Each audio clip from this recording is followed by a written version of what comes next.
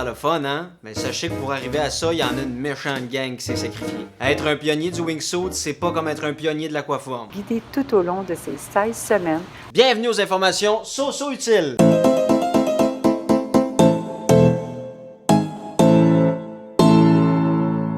Le wingsuit, c'est un saut avec une combinaison ailée qui te fait planer et tu atterris avec un parachute. Tu peux faire du wingsuit d'un avion ou en base jump. Le base jump, c'est sauter d'un point fixe, comme une falaise ou la tour Burj Khalifa. Ça va en moyenne à une vitesse de 160 km/h. Mais pour arriver à ça, ça a pris quelques martyrs. Le premier essai de wingsuit, c'est en 1912 par Franz Richel. C'était un tailleur de vêtements. Il mérite un Darwin Award. Il s'est dit, bon, ça marche pas vraiment, mais c'est parce que c'est pas assez haut. Fait qu'il a demandé la permission pour lancer ses mannequins de la tour Eiffel. Rendu au top de la tour Eiffel, il fait, ben, je vais le faire moi-même finalement. Il a sauté puis il est mort. Le prochain, Clemson, lui, sa combinaison, il l'a fabriqué en soie, en toile, en bois, avec des tubes d'acier et même avec des os de baleine. Des os de baleine. Ben oui, ma chérie, tout va bien, là, regarde. J'ai mis du bois, de la soie, des os de baleine puis de l'acier, là. Cesse de vivre dans la peur. Là, en 1937, pendant un spectacle aérien, il arrive pas à ouvrir son parachute, puis il meurt devant 200 000 personnes. J'imagine que c'est ce qui arrive quand tu sautes avec de la toile, du bois, de la soie, de l'acier puis des os de baleine, mais je peux me tromper. Là, il y en a une couple qui l'ont suivi en expérimentant, en s'inspirant de ses inventions, puis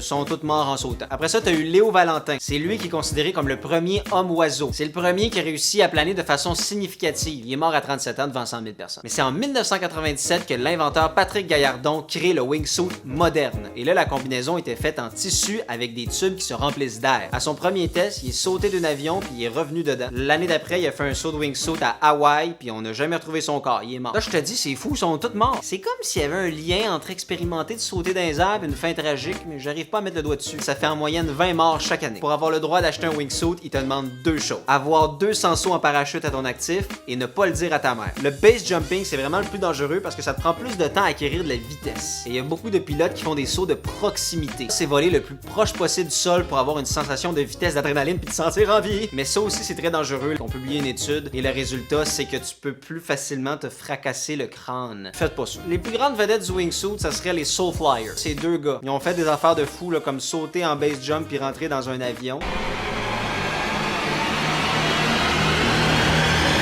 Il y en a un des deux qui a dit le risque principal c'est de se blesser, voire de s'assommer en frappant l'avion. Ah ok, c'est ça le risque principal, c'est de se blesser. Moi je pensais que le risque c'était d'avoir trop de fun. J'ai plus l'impression que le risque principal c'est votre hobby en général. Après mon tournage, j'ai réalisé qu'un des gars des Soul Flyers est mort l'année passée. Il est mort en volant avec cette espèce de jet là.